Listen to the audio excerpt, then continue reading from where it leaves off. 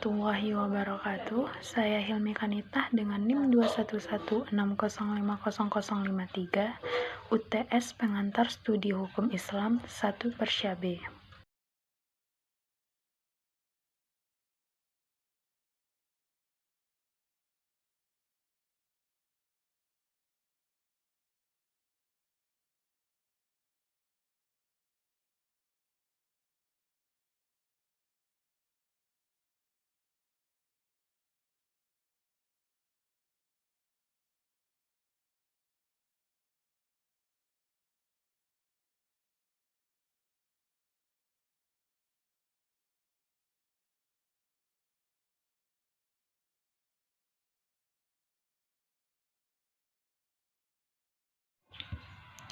Pengertian studi Islam. Studi Islam secara etimologis merupakan terjemahan dari bahasa Arab dirosah Islamiyah. Dalam kajian Islam di Barat, studi Islam disebut Islamic Studies. Dengan demikian, studi Islam secara harfiah adalah kajian tentang hal-hal yang berkaitan dengan keislaman. Maka ini sangat umum karena sesuatu yang berkaitan dengan Islam dikatakan studi Islam. Oleh karena itu, perlu ada spesifikasi pengertian terminologis tentang studi Islam. Dalam kajian ini, yaitu kajian secara sistematis dan terpadu untuk mengetahui, memahami, dan menganalisis secara mendalam hal-hal yang berkaitan dengan agama Islam, baik yang menyangkut sumber-sumber ajaran Islam, pokok-pokok ajaran Islam, sejarah Islam, maupun pelaksanaan kehidupan berpijak pada arti Islam. Maka studi Islam diarahkan pada kajian keislaman yang mengarah kepada hal berikut, yaitu Islam yang bermuara pada ketundukan atau berserah diri. Kemudian Islam bermuara pada kedamaian.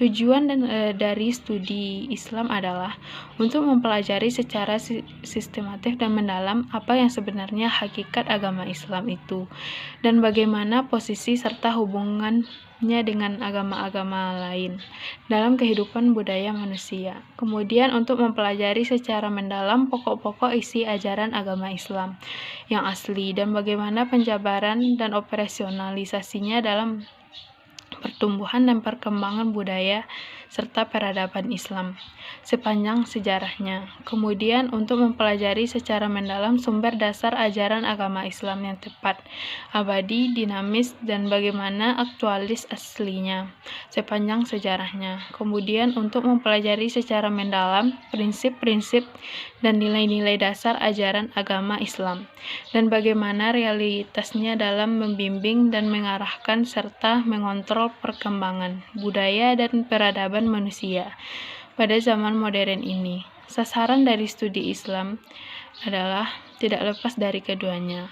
Antara aspek sasaran keagamaan dan keilmuan sama-sama dibutuhkan dalam diskursus ini. Dua dimensi ini terkait dengan eksistensi IAIN, yaitu Institut Agama Islam Negeri atau STAIN, Sekolah Tinggi Agama Islam Negeri, dan PTAIS, Perguruan Tinggi Agama Islam Swasta atau STAIS, Sekolah Tinggi Agama Islam Swasta, yang merupakan cerminan lembaga keagamaan dan keilmuan. Oleh karena itu, aspek sasaran studi Islam meliputi dua hal tersebut, yaitu aspek sasaran keagamaan dan aspek keilmuan.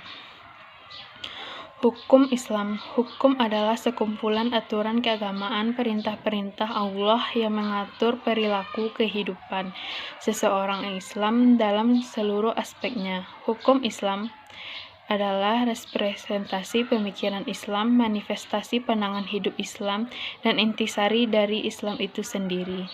Secara terminologis, istilah syariah diartikan sebagai tata aturan atau hukum yang disyariatkan oleh Allah kepada hambanya untuk diikuti. Diperjelas oleh pendapat Manna Al-Qattan bahwa syariah berarti segala ketentuan Allah yang disyariatkan bagi hamba-hamba, baik menyangkut akidah, ibadah, akhlak, maupun muamalah. Secara terminologis, fikih menurut Abu Zahra adalah kitab usul al-fikih adalah mengetahui hukum-hukum syara yang bersifat amaliyah yang dikaji dari dalil-dalilnya secara terperinci. Menurut Al-Amadi yang dikutip dalam Mardani dalam hukum Islam.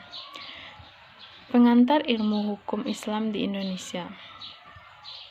Ilmu fikih adalah ilmu tentang seperangkat hukum syara yang bersifat furu'iyah atau cabang, yang didapatkan melalui penalaran dan iktidal, perujukan. Urgensi studi hukum Islam adalah ilmu yang mempelajari tentang kepentingan yang mendesak, dengan peraturan-peraturan yang dibentuk oleh Allah yang berisikan perintah dan larangannya. Urgensi hukum Islam filosofis adalah ilmu yang mempelajari tentang kepentingan yang mendesak dengan peraturan-peraturan yang dibentuk oleh Allah yang berisikan perintah dan larangannya dengan mempertimbangkan bahwa peraturan yang dibentuk sesuai dengan logika ataupun kenyataan dan merupakan gambaran dan cita hukum yang meliputi suasana kebatinan. Kemudian urgensi studi hukum Islam yuridis adalah ilmu yang mempelajari tentang kepentingan yang mendesak dengan peraturan-peraturan yang dibentuk oleh Allah yang berisikan perintah dan larangannya dengan mempertimbangkan bahwa peraturan itu dibentuk untuk mengatasi permasalahan hukum atau mengisi kekosongan hukum dengan aturan yang telah ada, yang akan diubah atau yang akan dicabut guna menjamin kepastian hukum dan rasa keadilan masyarakat. Kemudian urgensi studi hukum Islam sosiologis adalah ilmu yang mempelajari tentang kepentingan peraturan-peraturan yang dibentuk oleh Allah yang berisi tentang larangan dan perintah, dengan mempertimbangkan bahwa peraturan tersebut dibentuk untuk memenuhi kebutuhan masyarakat dalam berbagai aspek. Kemudian pengertian Al-Quran sebagai dasar ideal hukum Islam, yaitu Al-Quran sebagai petunjuk bagi umat manusia yang diturunkan oleh Allah SWT kepada Nabi Muhammad SAW, dijadikan sebagai fondasi yang sesuai dengan hukum Islam. Al-Quran disebut sebagai sumber ideal hukum Islam karena Al-Quran merupakan sumber hukum yang utama dan memiliki beberapa keistimewaan, yaitu membacanya dinilai ibadah dan mendapatkan pahala. Yang kedua, isi serta lafaznya tidak akan mengalami perubahan maupun pergantian, tidak lekang oleh waktu, hukumnya masih bisa dipakai hingga masa kini. Dan Al-Quran juga memiliki beberapa kandungan, yaitu hukum-hukum syariat, cerita atau sejarah pada masa kenabian, sumber ilmu pengetahuan, pedoman yang bisa digunakan sepanjang masa, perintah untuk memberikan hukum terhadap sesuatu perkara yang masih belum ada hukumnya dengan cara berijtihad. Ayat-ayat hukum dalam Al-Quran.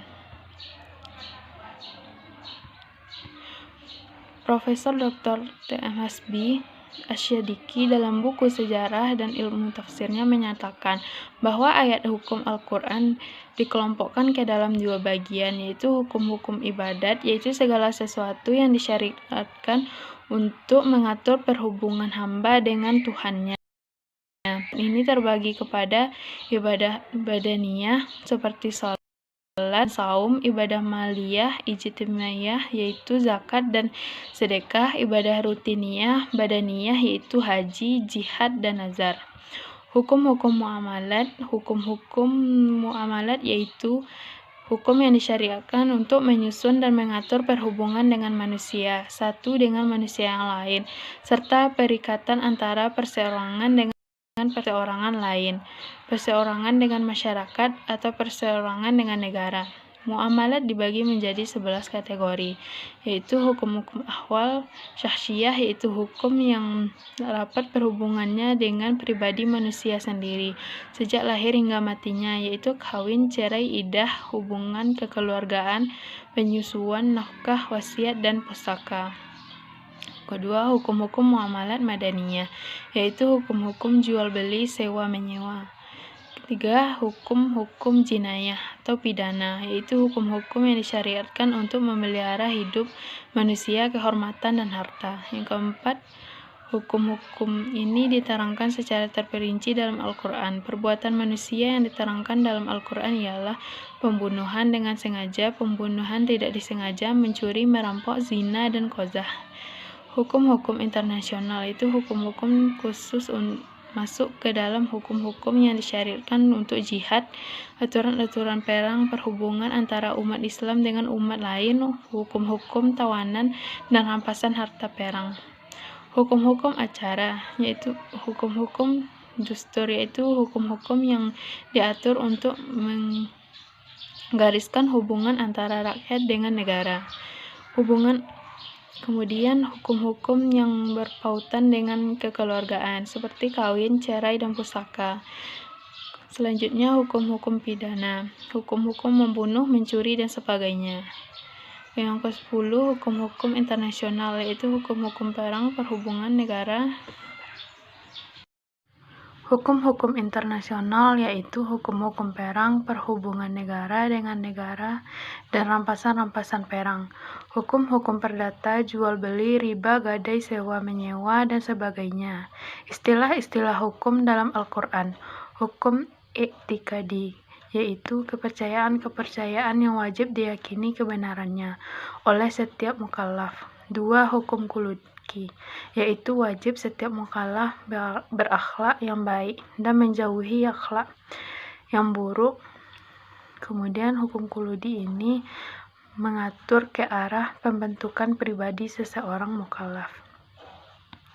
Selanjutnya hukum amali, yaitu hukum yang berkaitan dengan perbuatan mukallaf yang mengatur masalah ibadah, hubungan manusia dengan Tuhan, dan muamalah, hubungan manusia dengan manusia, dan manusia dengan alam semesta.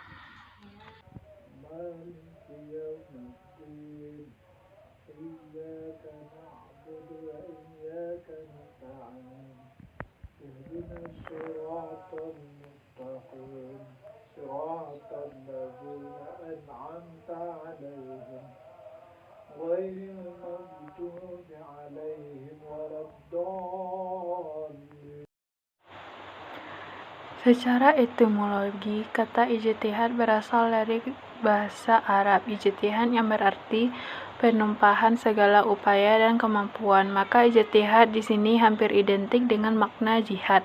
Hanya saja kata jihad lebih berkonotasi fisik, sementara jihad menggunakan akal, ra'yu, dasar hukum. Diperbolehkannya ijtihad adalah Al-Quran, Sunnah, dan logika. Ayat Al-Quran yang dijadikan sebagai dasar boleh ijtihad adalah Surat An-Nisa ayat 59. Persyaratan khusus bagi seorang yang melakukan ijtihad yaitu menguasai ilmu yang dalam hal ini adalah bahasa Arab beserta ilmu-ilmu lainnya, karena sumber pokok hukum Islam adalah Al-Quran dan Sunnah yang berbahasa Arab. Menguasai Al-Quran yang merupakan sumber pokok hukum Islam. Seseorang mujtahid juga harus menguasai ilmu-ilmu Al-Quran termasuk ilmu asbabun nuzul, latar belakang diturunkannya ayat-ayat Al-Quran. Menguasai sunnah atau hadis Nabi sebagai sumber hukum Islam kedua. Mengetahui ijtima ulama. Seorang mujtahid harus mengetahui ijtima ulama karena dengan jima ia berarti akan mengetahui peristiwa hukum apa yang ketentuan hukumnya telah diijtimakan, sehingga ia tidak memutuskan hukum yang sudah ada ketentuannya. Mengetahui kias. Kias disepakati oleh jumhur ulama sebagai salah satu cara menemukan hukum. Mengetahui maqasid al-syariah, maksud diterapkannya hukum. Mengetahui usul fikih, mengetahui ilmu pengetahuan dan teknologi iptek, karena masalah-masalah baru bermunculan seiring perkembangan dan kemajuan iptek. Ijtima didefinisikan sebagai kesepakatan para mujtahid kaum muslimin pada suatu masa sepeninggalan Nabi SAW terhadap kaum syara mengenai suatu peristiwa khalaf. Definisi yang berbeda tentang qiyas. Ahli usul mendefinisikan qiyas sebagai mempersamakan hukum suatu peristiwa yang tidak ada nasnya, lantaran ada persamaan ilat hukumnya dari dua peristiwa itu. Kemudian ikhtisan. Beberapa definisi ikhtisan. Fatwa yang dikeluarkan oleh seseorang faqih atau ahli fikih hanya karena dia merasa hal itu adalah benar. Argumentasi dalam pemikiran seseorang faqih tanpa diekspresikan secara lisan olehnya, mengganti argumen dengan fakta yang dapat diterima untuk maslahat orang banyak. Tindakan memutuskan suatu perkara untuk memecahkan kemudaratan. Tindakan menganalogikan suatu perkara di masyarakat terhadap perkara yang ada sebelumnya. Kemudian maslahah mursalah adalah tindakan memutuskan masalah yang tidak ada naskahnya dengan pertimbangan kepentingan hidup manusia berdasarkan prinsip menarik manfaat dan menghindari kemudaratan. Kemudian suduz zariyah adalah tindakan memutuskan suatu yang mubah menjadi makruh atau haram demi kepentingan umat. Suduz zariyah adalah tindakan memutuskan suatu yang mubah menjadi makruh atau haram demi kepentingan umat. Istihab adalah tindakan menetapkan berlakunya suatu ketetapan sampai ada alasan yang bisa mengubahnya. Selanjutnya, urf adalah tindakan menentukan masih bolehnya suatu adat istiadat dan kebiasaan masyarakat setempat selama kegiatan tersebut tidak bertentangan dengan aturan-aturan prinsipal dalam Al-Quran dan hadis. Selanjutnya kita masuk materi usul fikih. Usul fikih merupakan kaidah-kaidah yang menjelaskan tentang cara atau metode pengambilan hukum yang berkaitan dengan perbuatan manusia berdasarkan dalil-dalil syar'i. Di dalam pengambilan hukum melalui usul fikih terdapat ruang lingkup yang harus diperhatikan. Ruang lingkup ilmu fikih meliputi hukum syara ditinjau dari segi hakikatnya, kriterianya macam-macam hakim Allah dari dalil-dalil yang menetapkan hukumnya. Maklum alaih, orang-orang yang dibebani hukum dan cara untuk menggali hukum yakni dengan berijtihad. Objek kajian ilmu fikih menurut Profesor Dr. Saria Effendi Muhammad Zain yang berpegang pada pendapat Imam Abu Hamid Al-Ghazali, yaitu pertama mengenai pembagian tentang hukum, syara dan yang berhubungan dengan seperti hakim, maklum fih dan maklum alaih. Kemudian yang kedua, pembahasan mengenai sumber-sumber dan dalil hukum. Yang ketiga, tentang cara mengistimbatkan hukum dari dalil-dalil tertentu. Dan yang terakhir yaitu mengenai pembahasan ijtihad. Tujuan dan fungsi dari usul fikih yaitu dapat menerapkan kaidah-kaidah terhadap dalil-dalil syara yang bersifat amali yang ditunjuk oleh dalil-dalil itu. Sumber pengambilan usul fikih yaitu Al-Quran, Sunnah, Ijtima, dan Qiyas. Ilmu fikih dengan usul fikih itu berbeda, di mana usul fikih itu merupakan metode atau cara yang ditempuh oleh ahli fikih dalam menetapkan hukum-hukum syara berdasarkan dalil-dalil syar'i, serta mengklasifikasikan dalil-dalil tersebut berdasarkan kualitasnya. Sedangkan fikih adalah hukum-hukum syar'i berdasarkan metode-metode tersebut. Selanjutnya kita masuk ke ruang lingkup hukum Islam. Ruang lingkup hukum Islam adalah objek kajian hukum Islam atau bidang-bidang hukum yang menjadi bagian dari hukum Islam. Hukum Islam di sini meliputi syariah dan fikih. Hukum Islam adalah hukum yang dan berada dalam konteks agama merupakan salah satu wilayah yang paling menarik dari kajian Islam. Banyak praktisi Islam percaya bahwa hidup mereka harus diatur oleh bentuk yang diwahyukan oleh Allah dan sanksi hukum yang mempengaruhi setiap aspek dari rutinitas sehari-hari. Apabila hukum Islam disistemalisasi seperti dalam tata hukum Indonesia, maka akan terkamarkan ruang lingkup muamalat dalam arti luas sebagai berikut. Yang pertama, hukum perdata Islam meliputi munakahat, mengatur segala sesuatu yang berhubungan dengan perkawinan. Kedua, perceraian serta akibat hukumnya. Wirasat, mengatur segala masalah dengan pewarisan, ahli waris, harta dan peninggalan, serta pembagian warisan. Hukum warisan Islam ini disebut juga hukum faraid. Muamalah dalam arti yang khusus yaitu mengatur masalah kebendaan dan hak-hak atas benda. Hubungan manusia dalam masalah jual beli, sewa menyewa, pinjam meminjam, perserikatan, kontrak dan sebagainya. Selanjutnya, hukum publik. Hukum publik Islam meliputi jinayah, yang memuat aturan-aturan mengenai perbuatan-perbuatan yang diancam dengan hukuman baik dalam jarimah, hudud, pidana berat, maupun dalam jarimah, takzir, pidana ringan. Yang dimaksud dengan jarimah adalah tindak pidana yang telah ditentukan bentuk dan batas hukumnya dalam Al-Quran dan Sunnah. Hudud jamaknya had, artinya batas. Takzir adalah perbuatan tindak pidana yang bentuk dan ancaman hukumnya ditentukan oleh penguasa sebagai pelajaran bagi pelakunya. Takzir artinya ajaran atau pelajaran. Al-Ahkam As-Sultaniyah membicarakan permasalahan yang berhubungan dengan kepala negara, pemerintahan, hak pemerintahan pusat dan daerah, tentang pajak dan sebagainya. Syiar mengatur urusan perang dan damai, tata hubungan dengan pemeluk agama Islam dan negara lain. Muhsanat mengatur soal peradilan, kehakiman, dan hukum acara. Selanjutnya kita masuk ke tujuan hukum Islam. Memberi manfaat bagi umat Islam di seluruh dunia. Hukum Islam bertindak sebagai pedoman hidup, harus dipatuhi oleh semua muslim. Tujuan hukum Islam memberi manfaat bagi umat muslim di seluruh dunia. Hukum Islam bertindak sebagai pedoman hidup yang harus dipatuhi oleh semua muslim. Tujuan hukum Islam membantu umat Islam memahami bagaimana mereka harus menjalani setiap aspek kehidupan sesuai dengan perintah Allah Subhanahu wa Ta'ala. Pemeliharaan akal. Tujuan hukum Islam yang pertama adalah mengembangkan dan menjaga akal. Hukum Islam mengharamkan segala sesuatu yang dapat memabukkan dan melemahkan ingatan, seperti minuman keras atau beralkohol dan narkoba.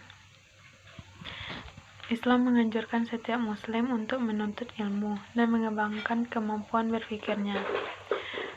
Pemeliharaan kemuliaan. Hukum Islam menjaga kemuliaan setiap manusia agar ia terhindar dari hal-hal yang dapat mencemarkan nama baik dan kehormatannya. Syariat Islam mengatur masalah tentang fitnah atau tuduhan dan melarang untuk membicarakan orang lain. Pemeliharaan jiwa dalam Islam. Nyawa manusia sangatlah berharga dan patut dijaga keselamatannya. Hukum Islam telah menetapkan sanksi atas pembunuhan terhadap siapa saja yang membunuh seseorang tanpa alasan yang benar. Pemeliharaan keturunan. Hukum Islam menjaga kelestarian dan terjaganya garis keturunan. Dengan demikian, seseorang anak yang lahir melalui jalan resmi pernikahan akan mendapatkan haknya sesuai garis keturunan dari ayahnya. Pemeliharaan agama. Hukum Islam memberikan kebebasan bagi setiap manusia untuk menjalankan ibadah sesuai dengan kepercayaannya. Akan tetapi Islam mempunyai sanksi bagi setiap muslim yang murtad agar manusia lain tidak mempermainkan agamanya. Pemeliharaan harta. Syariat Islam telah menetapkan sanksi atas kasus pencurian. Hal ini merupakan sanksi yang sangat keras untuk mencegah segala godaan untuk melakukan pelanggaran terhadap harta orang lain. Ayat dan sunnah tentang tujuan hukum Islam. Daruriyah itu memelihara agama, hizat din, memelihara jiwa, hizan nafs, memelihara akal, hizal akli, memelihara keturunan, hizal nafs, memelihara harta dan benda, hizal hajiyat, di mana tidak terwujudnya keperluan ini tidak sampai mengancam keselamatannya, namun akan mengalami kesulitan dan kesukaran, bahkan mungkin berkepanjangan, tetapi tidak sampai ke tingkat menyebabkan kepunahan atau sama sekali tidak berdaya. Tashiniyat, semua perlindungan yang diperlukan agar kehidupan menjadi nyaman dan lebih aman, mudah dan lebih mudah lagi, lapang dan lebih lapang lagi, begitu seterusnya. Bismillahirrahmanirrahim. Idza jaa nasrullahi wal fath wa ra'aitan nasa